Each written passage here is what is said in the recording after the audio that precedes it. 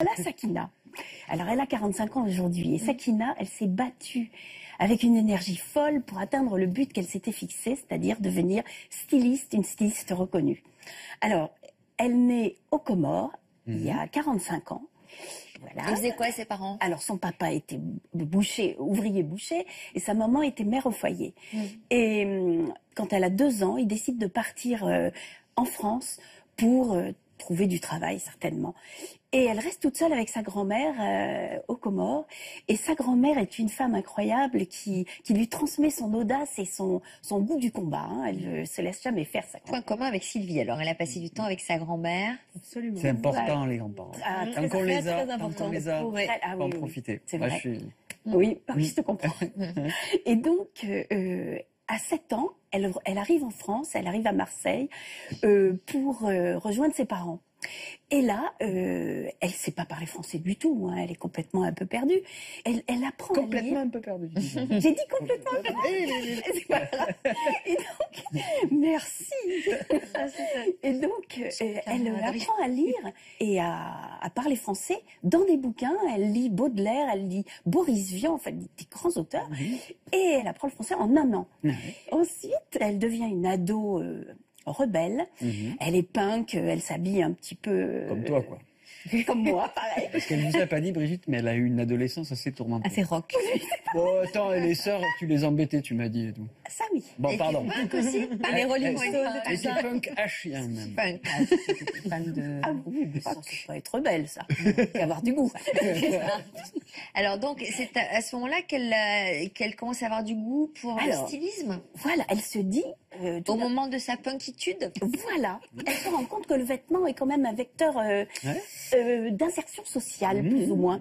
Et donc, un jour, elle tombe sur une affiche dans la rue, elle tombe sur une affiche de théâtre, elle fait le mur, parce qu'elle est infernale. Elle fait le mur, elle dépense tous ses sous pour aller voir cette pièce. Et là, elle tombe en arrêt donc devant les costumes, c'est les costumes qui l'intéressent uniquement. Et là, elle se dit, bah ça y est, je sais ce que je vais faire, je serai styliste. Alors, elle revient chez elle et à partir de ce moment-là, elle commence à fabriquer une petite collection. Alors, elle découpe les nappes en toile cirée de sa maman avec des torchons, des boîtes de conserve. Elle fait une collection. Et elle veut la présenter à la fin de l'année scolaire. Des boîtes de conserve, elle fait quoi avec les boîtes de conserve? Des boutons, faire des boutons, des boutons, voilà, des sacs, rappelons qu'elle était l'école, enfin, c'est un truc bizarroïde.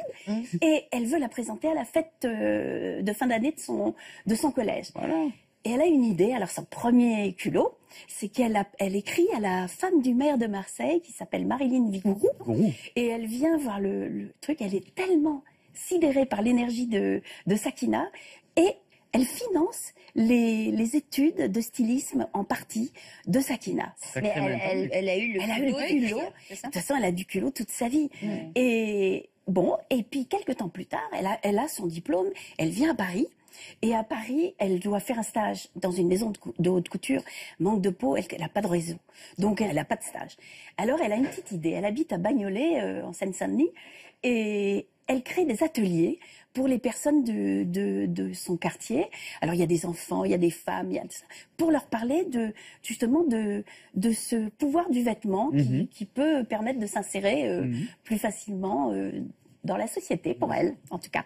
Et puis, 2 ans plus tard, dans ces ateliers, on y fabrique des vêtements ou c'est juste... Non, elle leur explique, elle parle du vêtement.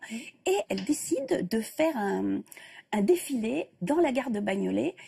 Et sur le podium, il y a toutes ces personnes qui étaient à ces ateliers, qui défilent.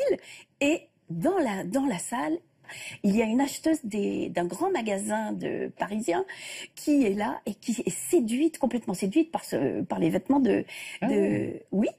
Et donc, elle lui propose d'acheter toute sa collection pour la mettre dans ce grand magasin. Alors là, c'est la folie, hein. C'est le succès, c'est le début du succès. Elle est trop contente. Et 2 ans plus tard, elle crée sa propre société.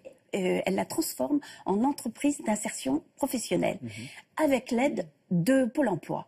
Elle embauche des hommes et des femmes et elle leur donne une formation pendant 6 mois minimum, 2 ans maximum. Et à la fin de leur stage, alors ça, je trouve ça incroyable, elle leur trouve un poste, un boulot dans une maison de haute couture. Parce qu'ici, c'est-à-dire qu'à la fin de leur service, ils ne travaillent même pas pour elle. Elle s'engage à les placer. Ah oui. Oui. Elle les garde pas après. Elle en forme d'autres, j'imagine. Elle en forme d'autres, elle n'arrête pas. Moi, je trouve cette fille formidable, mais je trouve qu'elle a Ça s'entend. Elle est toute petite, elle est rigolote, et alors, j'ai eu au téléphone, elle est vive, elle est fantastique. Et alors, quel genre de vêtements crée-elle? Alors, voyons. Elle habille Eva Mendes, quand même, des stars. Ludivine Sagnier. Joli. Oui. C'est joli, hein? Oui, c'est très joli. C'est pas des vêtements ethniques? Non, c'est des vêtements. Elle les fait avec donc des tissus. Ah oui, c'est ça. J'ai oublié le principal. Éthique et solidaire. Voilà. Pourquoi? Parce qu'elle achète des chutes de tissus. Celle-là, elle est super jolie. Elle achète des chutes de tissus dans les maisons de haute couture. Comme ça, elle recycle. En plus, elle recycle. Elle est considérée comme une pionnière du développement durable. Elle a eu des prix. Elle a eu plein de prix. Grand prix de la ville de Paris en 2007, prix des talents des cités. Ça, c'est un prix qui est remis au Sénat, je crois. Ouais, exactement. Et elle a eu aussi un prix qui compte beaucoup pour elle, c'est le prix de la Fondation Kering pour la dignité des femmes. Et alors, notre petite amie a un message à faire passer. Elle veut dire aux gens que si vous n'avez pas de métier, eh bien, créez vous-même votre métier. Elle m'a dit ça hier soir. Elle m'a dit, il faut créer son métier avec ce qu'on aime faire. Et elle a un autre message à faire passer auprès des investisseurs. Elle leur dit, faites confiance aux audacieux et aux inventeurs. Voilà. Et ben moi, j'aime ça. J'aime ça. J'imagine que nos invités ne peuvent qu'approuver ce parcours. Absolument.